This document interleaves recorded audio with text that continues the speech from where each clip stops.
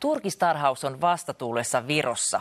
Suurin osa tarhoista onkin jo suljettu, mutta maassa on suomalaisomistuksessa Baltian suurin minkkiturkistarha.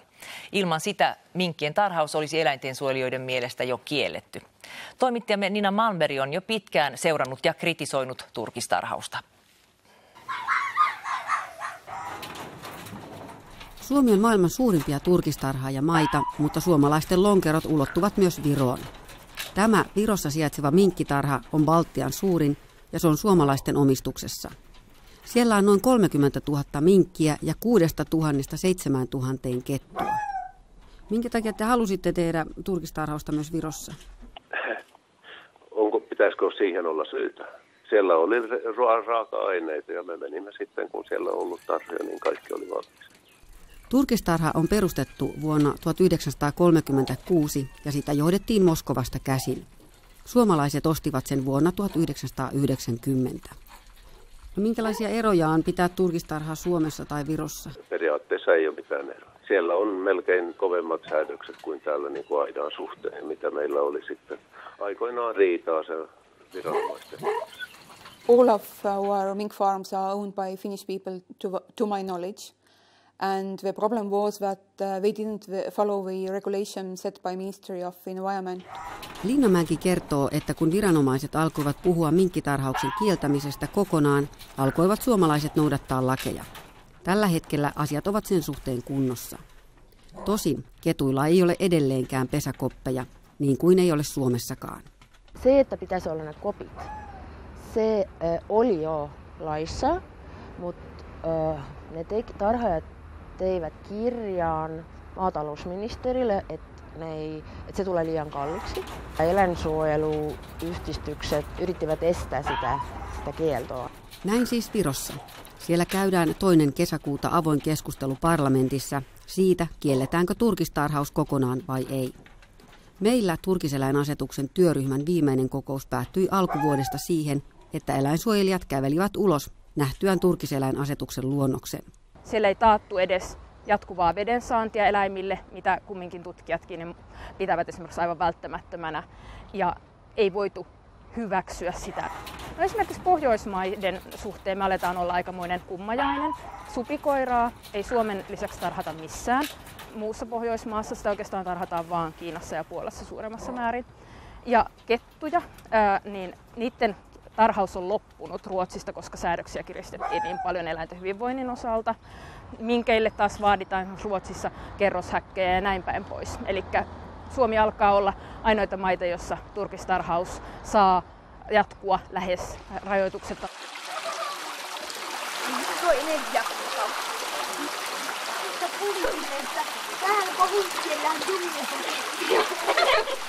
Vesikko, eli Euroopan minkki, asuu täällä Korkeasaaressa tällaisissa oloissa. Sillä on vettä, uimismahdollisuudet, pesäkolot ja muutenkin tilaa. Turkistarhalla vastaava eläin, eli minkki, elää pienessä häkissä verkkopohjalla koko elämänsä. Miten sama eläinsuojelulaki sallii samalle eläimelle näin erilaiset olosuhteet? Tuntuuhan se aika pieneltä, kun meillä on yksi eläinsuojelulaki, joka käsittelee kaikkia eläimiä, ja sen nojalla on laadittu asetuksia eri eläimille. Ja tämän eläinsuojelulaki vaatii minkille turkistarhassa.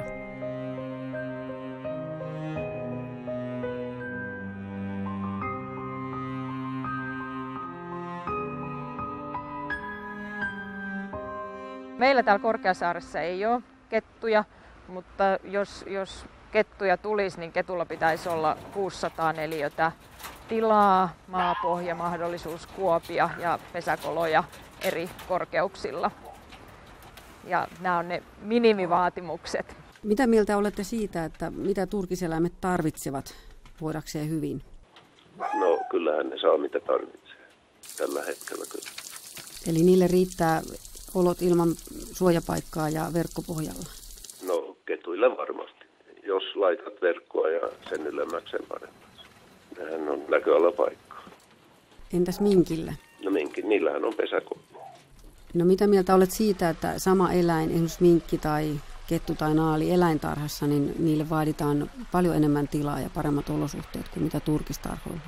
Siitä en osaa vastata. En mä tiedä, miten on tarhoilla. Hellström painottaa, että eläimen hyvinvointiin ei vaikuta se, pidetäänkö sitä eläintarhassa, onko se tuotantoeläin vai lemmikki. Se kokee asiat ihan samalla tavalla. Mä en oikeastaan voi ymmärtää sitä, että miten meillä voi olla yksi laki, jonka nojalla säädetään niin kuin todella erilaiset vaatimukset samalle eläinlajelle riippuen siitä, että missä sitä pidetään. Että sitä ehkä niin kuin voisi miettiä, että mikä on tämän lain logiikka, koska se lakihan lähtee siitä eläimen tarpeesta eikä sieltä niin kuin tuotannon tarpeista. Suomi sanoo noudattavansa Euroopan neuvoston suosituksia turkiseläinten pidosta. Niissä vaaditaan ketuille piiloutumispaikkaa. Muissa maissa on yleensä ajateltu, että tämä tarkoittaa koppia, mihin eläin voi mennä piiloon.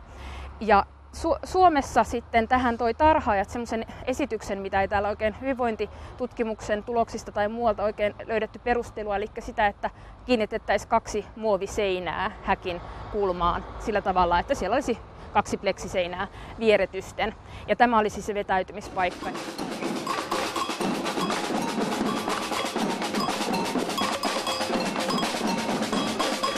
Viime torstaina järjestettiin turkistarhauksen vastainen mielenosoitus, jonka yhteydessä jaettiin eduskunnalle vetoomus turkistarhauksen lopettamisesta. Sen allekirjoitti yli 200 000 henkilöä ympäri maailman. Myös eläinsuojelujärjestö PETA jätti oman vetoomuksensa. Turkistarhaus on hyvin tämmöistä niin kuin bulkkituotantoa, tuotetaan suuret määrät hyvin samanlaisin metodein joka maassa. Ja kun esimerkiksi turkistarhoilla kuvataan, niin olosuhteet on ihan samanlaisia maasta toiseen, hyvin vaikea erottaa missä ollaan. Eli suomalainen turkistarhaus on ihan yhtä ongelmallista kuin muissa maissa. Ja toisaalta Suomessa sitten esimerkiksi eläinsuojelulain rikkomuksia on löytynyt turkistarhoilta prosentuaalisesti enemmän kuin muusta eläintuotannosta. Mielenosoittajat vaativat turkistarhauksen lopettamista Suomessa. Myös Virossa on käyty keskustelua turkistarhauksen eettisyydestä ja lopettamisesta. Mulle tuntuu, että Viron kansa on niinku valmiina. Et me ollaan kerätty 10 000 tämmöistä digitaalista allekirjoitusta, mitä on ihan virallisesti viety parlamenttiin. Ja nyt toinen kesäkuuta on tämmöinen iso maatalousryhmän kokous, missä pitäisi niinku päättää, että meneekö se parlamentin äänestyksen tai sitten maatalousministeriö voisi laittaa tämmöisen aloitteen, että se kielletään. From animal welfare perspective, of course, they would like to see all fur farms banned in Estonia.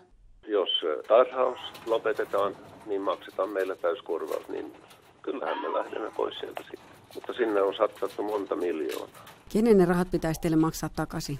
No jos valtio kieltää, valtio pitää maksaa tai mieluummin nämä vastustajat.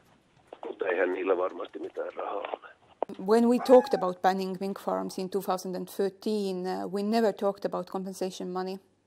We always talked about the possibility of giving them enough time to change their institution to maybe switch to another species or maybe moving mink farms out of Estonia.